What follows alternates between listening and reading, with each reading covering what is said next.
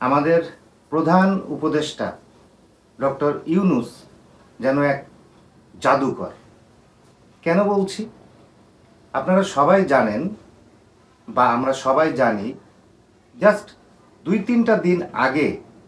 এই যে কোটা আন্দোলনে যারা আহত হয়েছেন বলতে বিভিন্নভাবে আহত হয়েছেন, বিশেষ করে যাদের চোখ দৃষ্টিশক্তি গেছে বা দৃষ্টিশক্তি নিয়ে বিভিন্ন সমস্যা জটিলতা তৈরি হচ্ছে, তাদের একটা প্রতিনিধি দল 5 জনের, সম্ভবত এটাই আমরা জেনেছি, 5 জনের একটা প্রতিনিধি দল ডক্টর ইউনূসের সাথে দেখা করতে গিয়েছিলেন এবং ওইখানে তাদের আন্দোলনের অভিজ্ঞতা সহ কার কি সমস্যা বর্তমানে চলছে সেগুলো নিয়ে সবাই কিন্তু ডক্টর ইউনূসকে সেগুলো জানায় এবং তাদের কিছু দাবি দাবাও ছিল, সেগুলোও ডক্টর ইউনূসকে জানানো হয়। এই দাবি দাবার ভেতরে একটা দাবি ছিল যে তাদের ভেতরে যাদের অবস্থা খুবই জটিল, মানে দৃষ্টিশক্তি ফিরে পাওয়ার সম্ভাবনা কম বা মেজর টাইপের যে অ্যাক্সিডেন্টগুলো হয়ে গেছে তাদের চোখে, তাদের জন্য উন্নত মানের চিকিৎসা দরকার বা প্রয়োজনে বিদেশে গেলেও বা বিদেশে পাঠিয়েও চিকিৎসার ব্যবস্থা করা। আমাদের মাননীয় প্রধান উপদেষ্টা ওদের যে দাবিগুলো ছিল সেগুলো সবগুলোই মেনে নিয়েছেন বা পূরণ করার জন্য উনি খুবই আন্তরিকতা প্রকাশ করেছেন। বিশেষ করে উন্নত চিকিৎসার জন্য কি করা যায় এই মর্মে ডক্টর ইউনূস উনি বলেন যে উনি 2 দিনের ভেতরে একটা ব্যবস্থা করবেন যাতে যাদের দৃষ্টিশক্তি নিয়ে সমস্যা হচ্ছে তাদের যেন একটা উন্নত চিকিৎসা হয়। এবং কি আশ্চর্যের ব্যাপার যে উনি যে বলছিলেন যে 2 দিনের ভেতরে একটা ব্যবস্থা উনি করবেন, ঠিক 2 দিন বা 2.5 দিনের মাথায়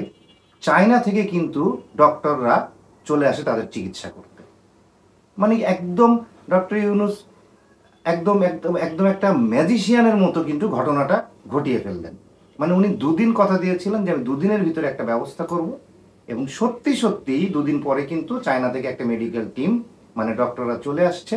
এবং এই ছাত্রদের কিন্তু ট্রিটমেন্ট করছে বা বিভিন্নভাবে পরীক্ষা নিরীক্ষা করে দেখছে যে আসলে তাদের দৃষ্টিশক্তি কিভাবে ফিরে পেতে পারে বা আনুষঙ্গিক যার হাত গেছে, পা গেছে বা বিভিন্ন সমস্যায় ভুগছে, তাদের উন্নত চিকিৎসা কি হতে পারে বা তারা কিভাবে দ্রুত সুস্থ হতে পারে, সব বিষয়ে কিন্তু তারা চেক আপ করছে। এবং পাশাপাশি বিশেষ করে আরও খবর পেলাম যে চক্ষু বিজ্ঞান ইনস্টিটিউটে যেসব ছেলেপেলে আছে, মানে ছেলেপেলে বলতে বলছি আমরা যে আন্দোলনকারী ছাত্র জনতা যারা আর কি, তাদের প্রতিও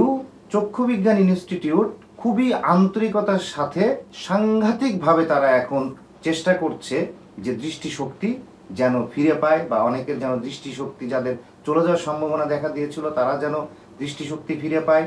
এই সব কিছুই মানে একটা আশ্চর্যজনক ব্যাপার কিন্তু।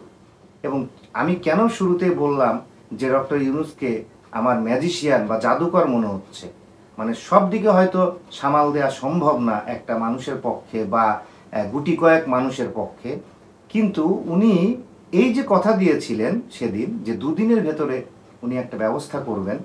এবং আশ্চর্য ব্যাপার যে আসলেই 2 দিনের ভিতরে উনি ব্যবস্থাটা করে ফেলেছেন। এর আগে এরকমভাবে কেউ কোনো ওয়াদা করে বা প্রতিশ্রুতি দিয়ে কয়জন রক্ষা করেছেন সেই প্রতিশ্রুতি, সেটা আমার খুব বেশি জানা নেই। ডক্টর ইউনূসের জন্য আন্তরিক অভিনন্দন থাকলো, শুভেচ্ছা থাকলো এবং ভালোবাসা থাকলো।